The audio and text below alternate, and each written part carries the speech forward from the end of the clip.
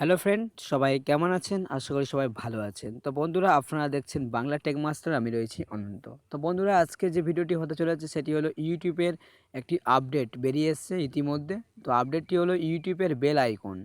সেই বিষয়টা নিয়ে ভিডিওটি হতে চলেছে। ভিডিওটি অবশ্যই দেখবেন। আর এখনও পর্যন্ত আমার এই চ্যানেলটি যারা নতুন ভিডিও দেখছেন, একটু কষ্ট করে সাবস্ক্রাইব করে পাশে সঙ্গে থাকবেন। চলুন বন্ধুরা, আপডেটটি দেখে নেওয়া যায়। তো ইউটিউবে ইতিমধ্যে আমরা যদি কোনো ভিডিও ভালো লাগে, ইউটিউবে আমরা ভিডিও দেখি, যদি ভালো লাগে কোনো ভিডিও, তাহলে আমরা কী করি, চ্যানেলটিকে সাবস্ক্রাইব করি এবং পাশে একটা দেখবেন বেল আইকন আছে, সেটাকে বাজিয়ে দিই কেন, যে ওই চ্যানেলের কোনো ভিডিও মিস না হয়, অর্থাৎ ওই চ্যানেলে যদি কোনো ভিডিও আপলোড হয় তো সেটা আমি যেন সঙ্গে সঙ্গে নোটিফিকেশানের মাধ্যমে পেয়ে যাই। এটাই মূলত কাজ বেল আইকনের।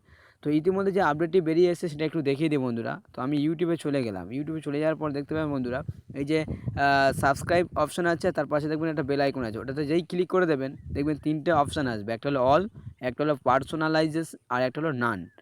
নান ক্লিক করলে কোনো নোটিফিকেশান পাওয়া যাবে না। যদি পার্সোনালাইজ ক্লিক করেন সেটাতেও কোনো নোটিফিকেশান পাওয়া যাবে না, কিন্তু বেল আইকনটি অন হবে।